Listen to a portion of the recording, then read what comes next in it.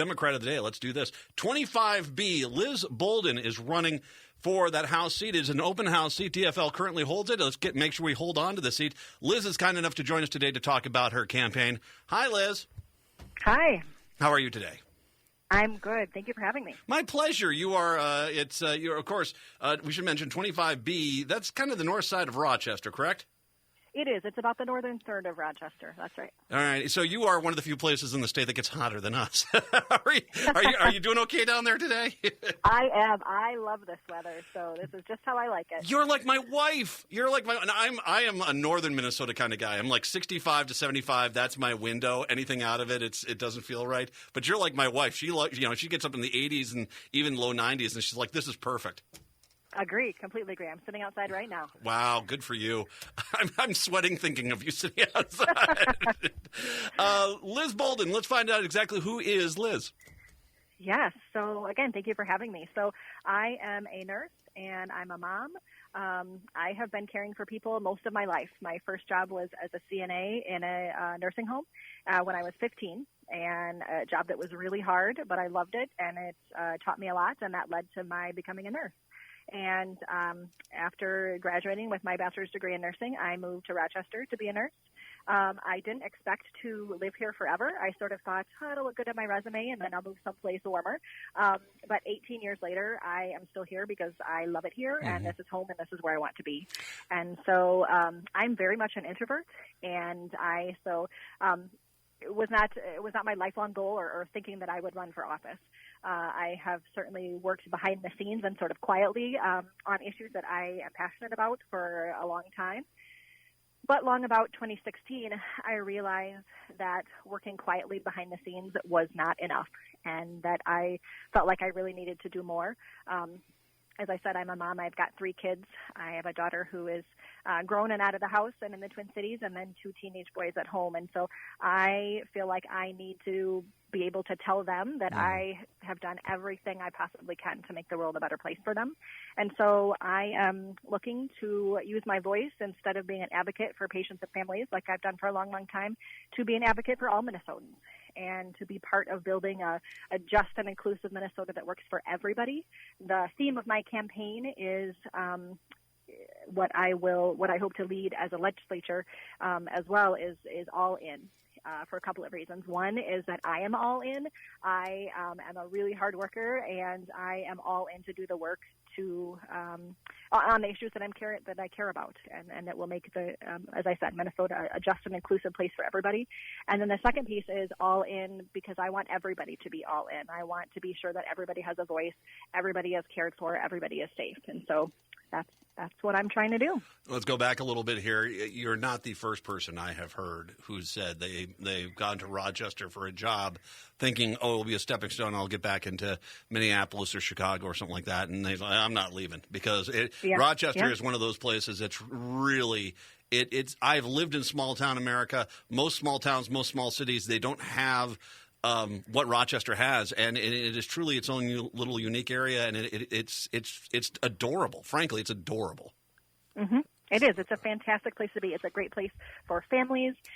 It's a great place for everyone. We've got a great mix of, and it actually is increasing of, maybe not right now, is where people aren't out and about doing things as much as maybe, before, but we've got cute little restaurants and, a cute little independent movie theater. And I mean, there are things to do here where there didn't used to be as much. And so it's a fabulous community. There's great neighborhoods. We've got great schools. It's an excellent place to be. And there's nowhere else I would rather be. I don't know any politician from the Rochester area where health care isn't a priority. You yourself, your life has been, surrounded by it. I found it very interesting. 15 years old, you're working in senior homes. That's you have definitely got a life experience here.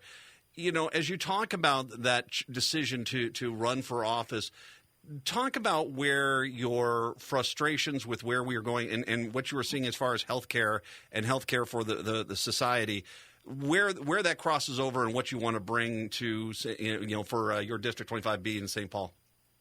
Yeah, absolutely. So obviously, as you said, as a nurse, healthcare has always been near and dear to my heart. And, right now, as we're in a global pandemic, healthcare is certainly at the forefront of most people's minds right now. And so I think there's a couple things with that. We need to be sure that everyone has access to quality and affordable health care. We're seeing right now with COVID-19 that, millions of people have been out of work and lost their jobs. That also means that they have lost their health insurance at a time when we are in a global pandemic. And so that is a problem. We need to get away from having our health care tied to our jobs. Everyone is deserving of health care. It's a human right. We need to be sure others are cared for. And we're seeing right now that, the health of my neighbor affects me as well. So it's not only the ethical and right thing to do to be sure that everyone is cared for, it's the practical thing to do to be sure that everyone is cared for. We also need to look at disparities within our healthcare systems. We are seeing that come to light certainly now, again, with COVID-19. There are differences and racial disparities that we're seeing with that, and we need to address that. Especially as we get in, you're talking about racial disparities. I don't know if you saw the story, the Star Tribune yesterday, where they're talking about the COVID-19 and the fact that it is affecting African Americans and Hispanic citizens far more than it is the Caucasian population. And I'm not saying the Caucasian population is getting off easy here, but there is a very in the aftermath of what happened with George Floyd, we are starting to have some real good discussions here about, the differences between the classes and what is available to the Caucasians and white of America that is not generally available there. From your perspective, I mean, how is that something we can address? I mean, from a legislative aspect, how can you look at making sure that system is more equitable?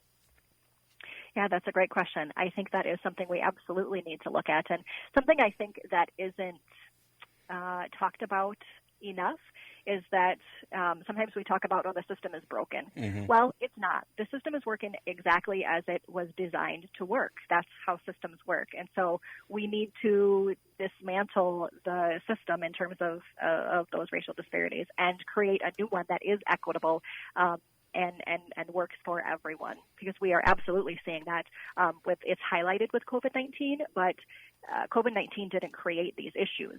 We had disparities before. They're just we're seeing them in a way now that we hadn't seen them before. And we being white people, because people of color, Black people, they know that these disparities have existed. It's largely white people, we didn't recognize this, and many of us, and see this beforehand. Well, and I love what you just said. The system works. The problem with healthcare in America isn't quality. It's the best healthcare on the planet. It's accessibility. And it always has been accessibility. This was the entire point of the Affordable Care Act. It was the entire point of this. And it's got to be frustrating that we as a healthcare professional, I've talked to many doctors and nurses who said, oh, good, we finally started to address it, and now they're trying to undo the whole thing. And not only that, but they've got their eyes on Medicaid, Medicare as well as undoing that. The reality is that we shouldn't have a society with the quality of health care that we have, the ability to save people's lives, to extend life for all Americans. We shouldn't have a system where we're looking at the 1880s as our role model. Absolutely. And in a time, again, I'll go back to, we're in a global pandemic. And so to be having discussions about taking healthcare away from people in a global pandemic is unconscionable. And it doesn't have to be that way. And so that's why, one of the reasons it's so important to vote for people who share your values. Liz Boldon is joining us right now. She's the DFL candidate here for 25B. Let's talk about one of the things I definitely like to talk to people about in Rochester is you guys have, I'd say in the last 20 years, there's been some nice steps forward as transportation down in that area. But transportation is another issue, and it's not just one of the things which I want to make sure this is not about just making sure the highways to Minneapolis, St. Paul and to Rochester are good. I mean, you have a growing city, and as we've seen, growing cities need an effective transportation system. Rochester does pretty good, but there's a lot of areas where they need, as that growth continues, and, it's one of the attributes of Rochester. Like you said, you move there, people stay there. Talk a little bit about what you'd like to work with in the district, in your district particularly, as far as transportation issues. Yeah, that's a great point. And you're right, we are an expanding community. And so transportation is key, and accessible transportation, affordable transportation. And I also would pull in climate change to this as well, the climate crisis, and making sure that we are having building infrastructure and transportation that is climate friendly. And so, there's different aspects of that. And certainly I think transportation, as you mentioned, between Rochester and the Twin Cities is one piece of that, but also transportation within our community. And so whether that's busing, there's been movement with bike lanes, and there's a lot of discussion about that, and people feel very strongly one way or the other about that. But as we grow and expand, we absolutely need to keep in mind how do we build that infrastructure of transportation systems that work for everyone. One of the issues that I've talked with a lot, and not only in areas in the metro area but outstate, is the broadband issue. Now, most of the metro areas, I'm going to believe 25B, looking at the map of your district, it's relatively, you've got good internet access here. But we're talking about, as we change in medicine, accessibility, as we're talking about, the ability of the Rochester doctors to be able to service a much larger client base, especially rural Minnesota, where we have seen the closing of hospitals in rural Minnesota. It might not necessarily be an issue that affects you directly as far as your local citizens, but it's definitely something that, as we talk about healthcare, we talk about the business strategy for Rochester, a broadband expansion through southern Minnesota. It's different because a lot of communities are like, we don't even have internet right now, so we need broadband. But for you guys, it's kind of getting ahead of the wave there, where you can say, you know what, let's have Rochester doctors in these rural communities where they don't have a hospital, so that we at least give them some broadband online medical treatment, and see where we need to go from there. Absolutely. It's a very important issue, and for multiple reasons, one of which you just said it, and we are seeing, again, COVID-19 has brought us to look at things differently, and so that telemedicine is absolutely important. And so for us here to be able to connect with people all over the world and all over rural Minnesota, broadband absolutely is a piece of that, and is very much needed. Mm-hmm. Absolutely. A delightful trip down to Rochester. I'm going to encourage everyone to head on down. We are in the age of COVID-19, which means that volunteering particularly takes a different face. But donations, there are needs for volunteers. If you're in a DFL district, and especially Minneapolis, St. Paul, where you're relatively safe, great. Help out your local politicians, your Senate and your House, by all means. But then take some time and get down. We need to hold 25B. This is, like I said, it's Rochester. It's currently held by the DFL, but we need to make sure the DFL is holding the seat to maintain that House majority for the DFL. If anyone would like to help out, donate and volunteer to your campaign, Liz, how do they do that? Absolutely. They can visit my webpage, which is lizboldon.com. Boldon is Boldon, like bold on the issues. Or check me out on social media. Certainly I'm on Facebook and Twitter and Instagram.